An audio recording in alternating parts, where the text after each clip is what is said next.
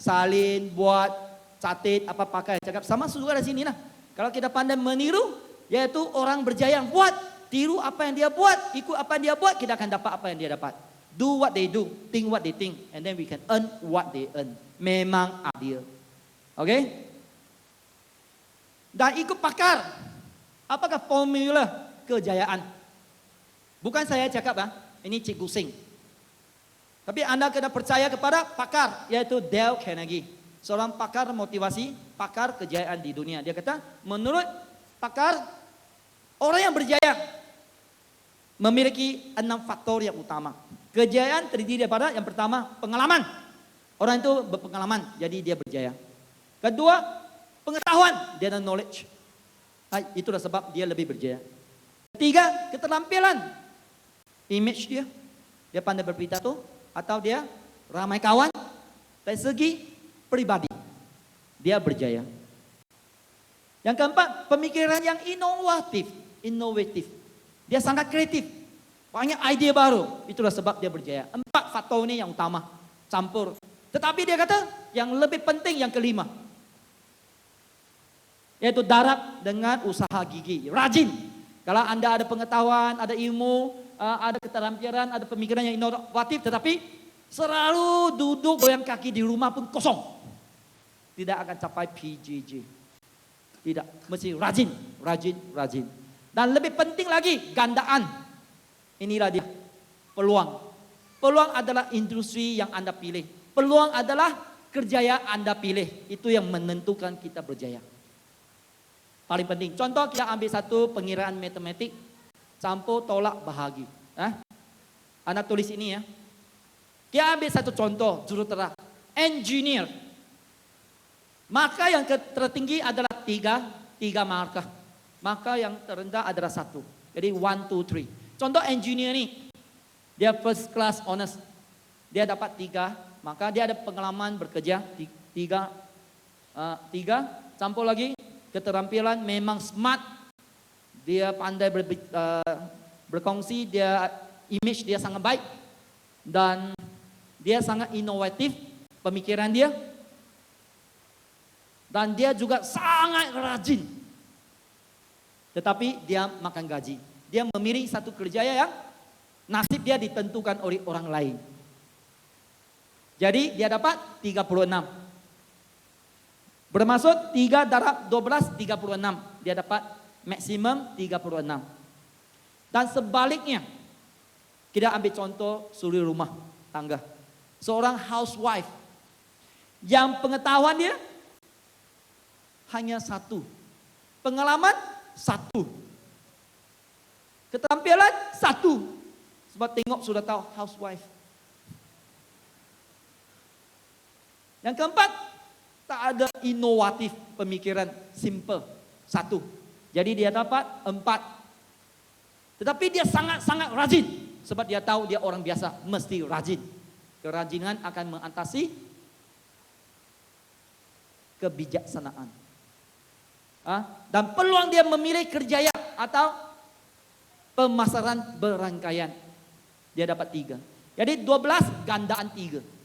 Gandaan 3 bermaksud 12 darab 12 darab 12. Dia akan dapat 1728.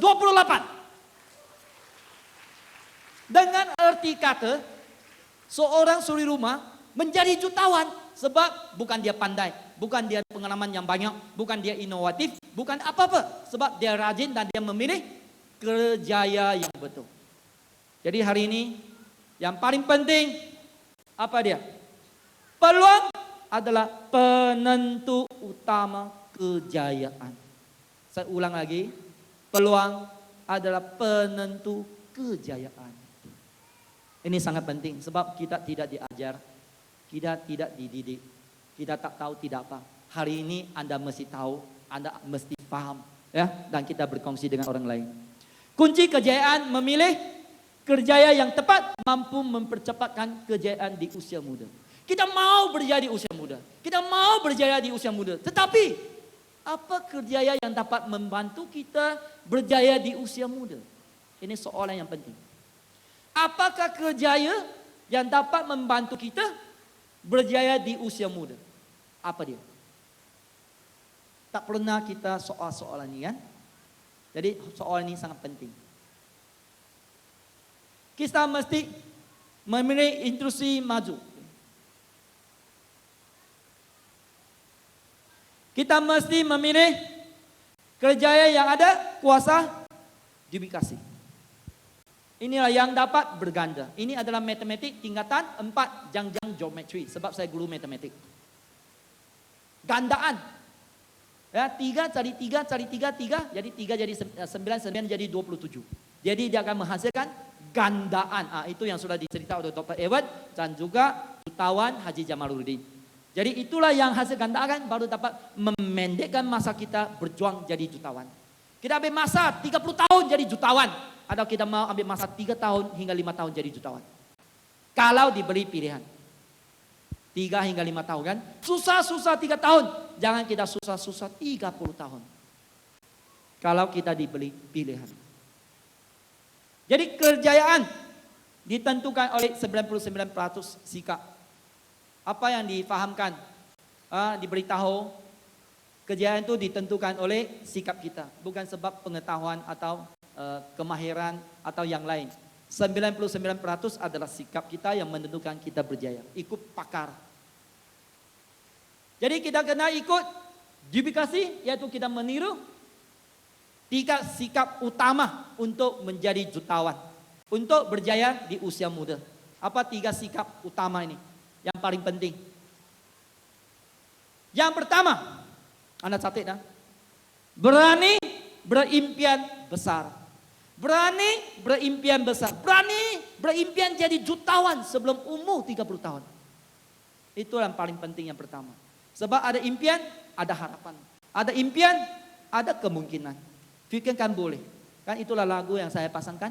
Semakin dekat, kalau Anda fikirkan kejayaan semakin dekat dengan kejayaan.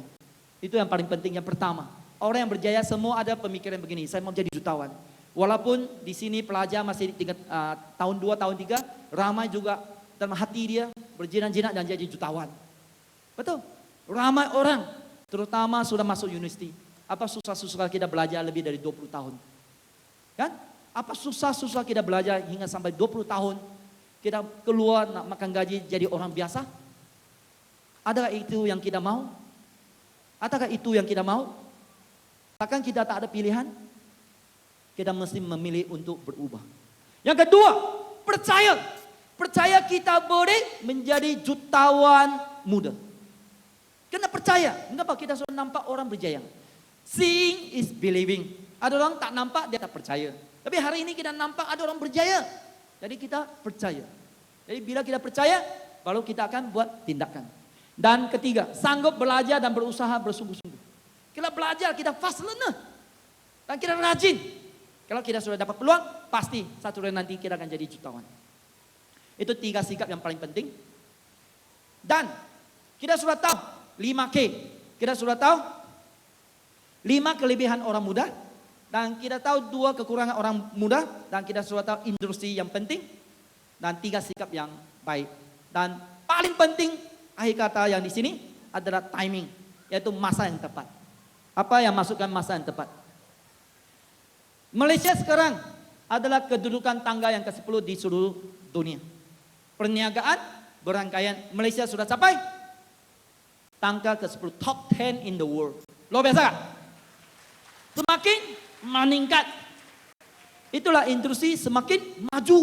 Kita mesti cari industri yang semakin maju. Jangan cari industri yang mundur, semakin tidak baik.